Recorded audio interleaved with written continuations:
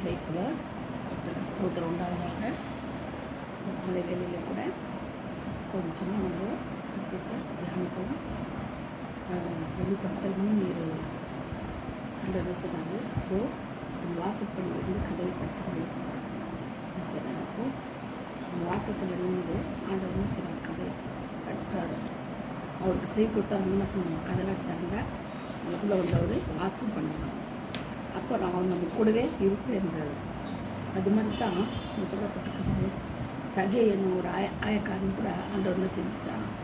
அவனை ஆண்டவர் பார்த்த உடனே அவனை சொன்னான், அவருடைய பிரச்சனத்தில் அவனே உணர்ந்தான், நான் அவருடைய அறிவு பாவி நான் எல்லாம் வச்சுட்டு எல்லாம் என்ன செய்கிறேன் 2 மடங்காக 4 மடங்காக திருப்பி கொடுக்குறேன்னு சொன்னான். யாரை பார்த்த உடனே? ஏசப்பாவை பார்த்த உடனே அவன் சொன்னான். ஏன் அவனுக்குள்ள பாவம் நல்லா தெரியும். அவனோட உள்ள உணர்வு இருதயத்தின் ஆழத்தில் ஒரு பாவி மற்றோட சுத்தம் என்ன செய்யலை, அவரை அநியாயமாக வட்டிக்கு வாங்கி என்ன செய்யலை, எல்லாத்தையும் சேர்த்துக்கிட்டேன்னு சொல்லி அவன் உணர்வான். அப்போது இயேசு நமக்குள்ளார வரும்போது நம்ம என்ன செய்யணும்? நமக்குள்ளார கிரியை நடக்குது. என்ன கிரியை நடக்குது? சத்திய உள்ளே போகும்போது நமக்கு விடுதலை கிடைக்குது. பாவத்தின் விடுதலை, சாபத்தின் விடுதலை, ரோகத்தின் விடுதலை, வியாதிகள் விடுதலை நமக்கு கிடைக்குது. அதுக்கு காரணம் நம்மளுடைய இருதயம் தான். இருதயத்துக்குள்ளேருந்து நமக்கு என்ன செய்யுது, வெளிப்படுது. அவர் வாசல்பட்டு தட்டுகிற மனசை திறக்கணும். நம்ம இறுதி கதவாகிய தட்டி இறுதி கதவு கொடுக்குற அவர் வந்துடுறாரு வீட்டுக்குள்ளார. அதுதான் நம்முடைய கதவு, இறுதிய கதவு தான் நம்மளுக்கு இல்லைங்களா, வந்துடுறாரு. அப்போது நம்ம இடம் கொடுக்க தான் நமக்கு எல்லா ஆசீர்வாதமும் நமக்கு கிடைக்கும். ஏசாயா 48:22 கூட அதில் சொல்லப்பட்டிருக்குது. நான் இந்த வீட்டுக்கு மத்தேயு 8:14-15 சொல்லப்பட்டிருக்கு. இந்த மத்தேயு சொல்லி என்ன சொல்கிறாருன்னா, 18 என்ன சொல்கிறார், இந்த வீட்டுக்கே ரட்சிப்பு வந்ததுன்றார். இந்த வீட்டில் சமாதானம் தங்குன்றார். பாருங்கள், அவர் அந்த வீட்டில் என்ன செய்யணும்? ரட்சிப்பு வரும், சமாதானம் தங்கும்.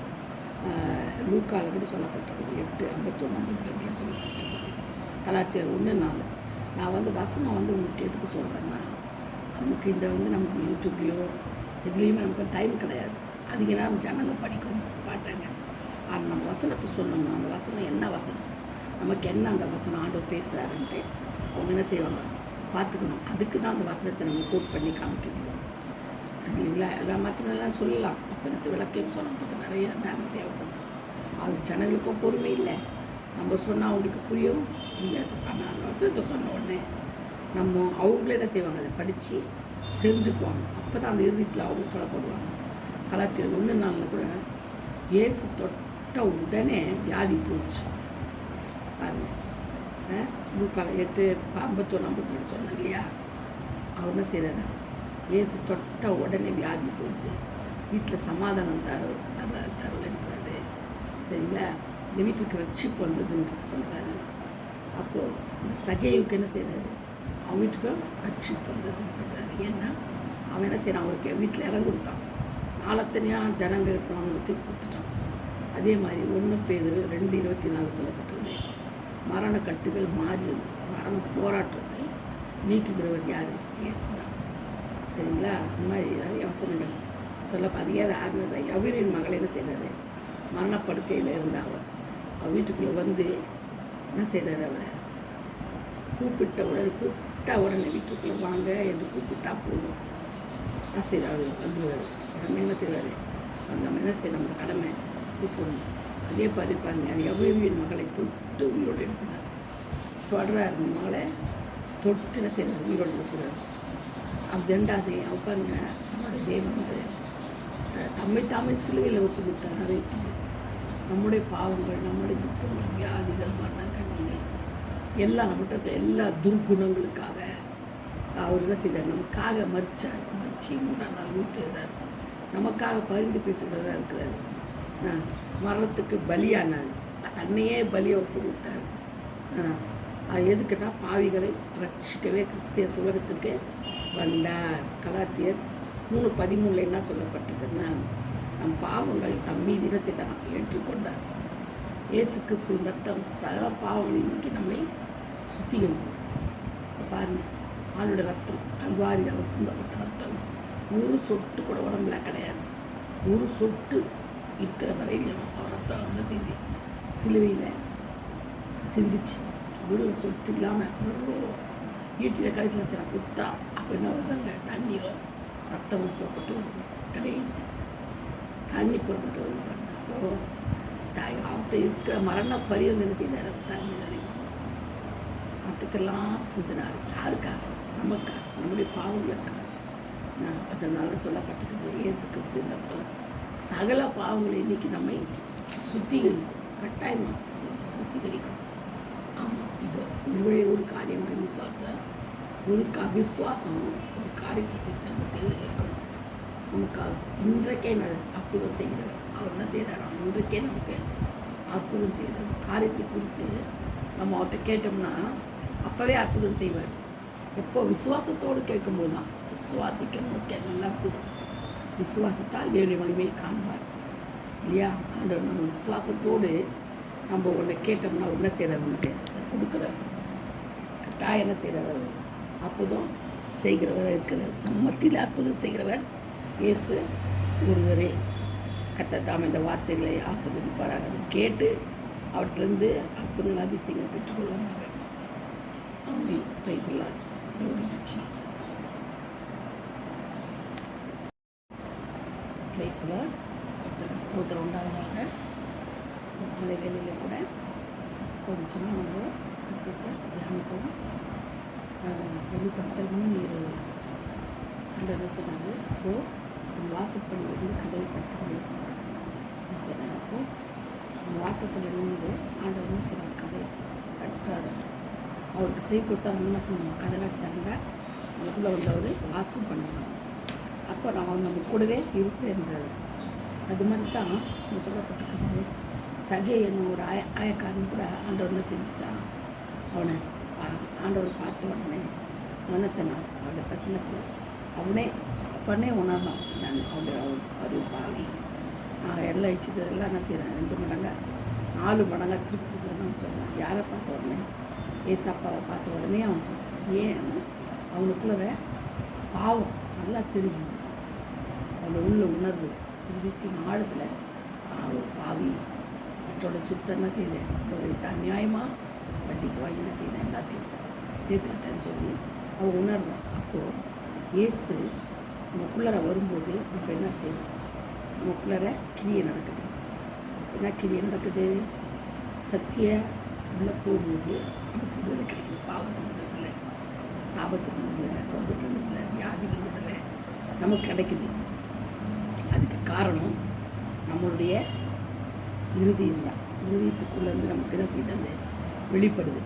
அவர் வாசப்பட்டு தட்டுகிற மனசை திறக்கணும். நம்ம இறுதி கதவாகிய தட்டி இறுதி கதவு கொடுக்குற அவர் வந்துடுறாரு வீட்டுக்குள்ளார. அதுதான் நம்முடைய கதவு, இறுதிய கதவு தான் நம்மளுக்கு இல்லைங்களா? வந்துடுறாரு. அப்போது நம்ம இடம் கொடுத்து தான் நமக்கு எல்லா ஆசீர்வாதமும் நமக்கு கிடைக்கும். ஏசாயா 48:22 கூட அதில் சொல்லப்பட்டிருக்குது. நான் இந்த வீட்டுக்கு மத்தேயு 8:14-15 சொல்லப்பட்டிருக்குது. மத்தேயு சொல்லி என்ன சொல்கிறாருன்னா 18 என்ன சொல்கிறார்? இந்த வீட்டுக்கே ரட்சிப்பு வந்ததுன்றார். இந்த வீட்டில் சமாதானம் தங்குன்றார். பாருங்கள், அவர் அந்த வீட்டில் என்ன செய்யணும்? ரட்சிப்பு வரும், சமாதானம் தங்கும். லூக்காவில் கூட சொல்லப்பட்டிருக்குது 8:51-52 சொல்லப்பட்டிருக்குது. கலாத்தியர் 1:4. நான் வசனம் உங்களுக்கு எதுக்கு சொல்கிறேன்னா, நமக்கு இந்த நமக்கு யூடியூப்லேயோ எதுலேயுமே நமக்கு டைம் கிடையாது. அதிக நேரம் ஜனங்க படிக்கவும் பாட்டாங்க. ஆனால் நம்ம வசனத்தை சொன்னோம்னா அந்த வசனம் என்ன வசனம், நமக்கு என்ன அந்த வசனம் ஆண்டவர் பேசுகிறாருன்ட்டு அவங்க என்ன செய்வாங்க? பார்த்துக்கணும். அதுக்கு தான் அந்த வசனத்தை நம்ம கோட் பண்ணி காமிக்கிறது இல்லைங்களா? எல்லா மற்றெல்லாம் சொல்லலாம். வசனத்தை விளக்கம் சொல்கிறதுக்கு நிறைய நேரம் தேவைப்படும். அது ஜனங்களுக்கும் பொறுமை இல்லை. நம்ம சொன்னால் அவங்களுக்கு புரியவும் புரியாது. ஆனால் அந்த வசனத்தை சொன்ன உடனே அவங்களே என்ன செய்வாங்க? அதை படித்து தெரிஞ்சுக்குவாங்க. அப்போ தான் அந்த இறுதியில் அவங்க புலப்படுவாங்க. கலாத்தியர் 1:4 கூட இயேசு தொட்ட உடனே வியாதி போச்சு பாருங்கள். லூக்கால 8:51-52 சொன்னேன் இல்லையா? அவர் என்ன செய்கிறாரு? இயேசு தொட்ட உடனே வியாதி போயிடுது. வீட்டில் சமாதானம் தருவேன்றாரு. சரிங்களா? இந்த வீட்டுக்கு ரட்சிப்பு வந்ததுன்னு சொல்கிறாரு. சகேயுக்கு என்ன செய்கிறாரு, அவன் வீட்டுக்கும் ரட்சிப்பு வந்ததுன்னு சொல்கிறாரு. ஏன்னா அவன் என்ன செய்கிறான், அவருக்கு வீட்டில் இடம் கொடுத்தான், நாளத்தனையாக ஜனங்களுக்கு அவனுக்கு கொடுத்துட்டான். அதே மாதிரி 1 பேதுரு 2:24 சொல்லப்பட்டிருந்தது, மரண கட்டுகள் மாறியது, மரண போராட்டத்தை நீக்குகிறவர் யார், இயேசு தான். சரிங்களா? அந்த மாதிரி நிறைய வசனங்கள் அதிகார 6 யவீரின் மகளை என்ன செய்கிறாரு, மரணப்படுக்கையில் இருந்தால் அவள் வீட்டுக்குள்ளே வந்து என்ன செய்கிறார், அவள் கூப்பிட்ட உடனே வீட்டுக்குள்ளே வாங்க என்று கூப்பிட்டா போதும் என்ன செய்கிறாரு, வந்துடுவார். உடனே என்ன செய்வார், நம்ம என்ன செய்ய, நம்ம கடமை கூப்பிடணும். அதே பாருங்க, யவீரின் மகளை தொட்டு உயிரோடு எழுப்பினார். தொடரார் மகளை தொட்டு என்ன செய்கிறார், உயிரோடு எழுப்புறார். அது 2வது பாருங்க, நம்மளுடைய தேவன் வந்து தாமே சிலுவையில் ஒப்பு கொடுத்தார். நம்முடைய பாவங்கள், நம்முடைய துக்கங்கள், வியாதிகள், மரணம், கண்ணிகள் எல்லாம் நம்மகிட்ட இருக்க எல்லா துர்குணங்களுக்காக அவர் என்ன செய்தார், நமக்காக மறிச்சார். மறிச்சு 3ஆம் நாள் ஊற்றுகிறார். நமக்காக பரிந்து பேசுகிறதா இருக்கிறார். மரணத்துக்கு பலியானார், தன்னையே பலியை ஒப்பு கொடுத்தார். அது எதுக்குன்னா பாவிகளை ரட்சிக்கவே கிறிஸ்திய உலகத்துக்கு வந்தார். கலாத்தியர் 3:13 என்ன சொல்லப்பட்டிருக்குன்னா, நம் பாவங்கள் தம் மீது என்ன செய்தார், ஏற்றுக்கொண்டார். இயேசு கிறிஸ்து ரத்தம் சகல பாவங்களை இன்னைக்கு நம்மை சுத்திகரிக்கும். பாருங்கள், ஆளுடைய ரத்தம் கல்வாரி அவர் சிந்தப்பட்ட ரத்தம் ஒரு சொட்டு கூட உடம்புல கிடையாது. ஒரு சொட்டு இருக்கிற வரையிலும் அவர் ரத்தம் என்ன செய்து சிலுவையில் சிந்திச்சு, ஒரு சொட்டு இல்லாமல் ஒரு வீட்டில் கடைசியில் சில குத்தா அப்போ என்ன வருதாங்க, தண்ணீரும் ரத்தமும் புறப்பட்டு வருது. கடைசி தண்ணி புறப்பட்டு வருது பாருங்க. அப்போது அவர்கிட்ட இருக்கிற மரண பரிவம் என்ன செய்தார், தண்ணி நடிக்கும் ரத்தத்தெல்லாம் சிந்தினார். யாருக்காக, நமக்காக, நம்முடைய பாவங்களுக்காக. அதனால் சொல்லப்பட்டிருக்கிறது, இயேசு கிறிஸ்து ரத்தம் சகல பாவங்களை இன்னைக்கு நம்மை சுத்திகரிக்கும், கட்டாயமாக சுத்திகரிக்கும். ஆமாம், இது உங்களுடைய ஒரு காரியமாக விசுவாசம் ஒரு காரியத்தை குறித்து நமக்கு இருக்கணும். நமக்கு இன்றைக்கே அற்புதம் செய்கிறவர் அவர் என்ன செய்கிறாரோ இன்றைக்கே நமக்கு அற்புதம் செய்கிறார். காரியத்தை குறித்து நம்ம அவர்கிட்ட கேட்டோம்னா அப்போவே அற்புதம் செய்வார். எப்போ விசுவாசத்தோடு கேட்கும்போது தான். விசுவாசிக்க நமக்கு எல்லாம் கூடும். விசுவாசத்தால் தேவனுடைய மகிமையை காண்பார் இல்லையா? அந்த நம்ம விசுவாசத்தோடு நம்ம ஒன்று கேட்டோம்னா என்ன செய்கிறார், நமக்கு கொடுக்குறார். கட்டாயம் என்ன செய்கிறார், அற்புதம் செய்கிறவராக இருக்கிறார். நம்ம மத்தியில் அற்புதம் செய்கிறவர் இயேசு ஒருவரே. கர்த்தர் தாம் இந்த வார்த்தைகளை ஆசீர்வதிப்பாராக. கேட்டு அவற்றிலிருந்து அற்புதங்கள் அதிசயங்களை பெற்றுக்கொள்வாங்க. ஆமென். Praise the lord. Glory to Jesus.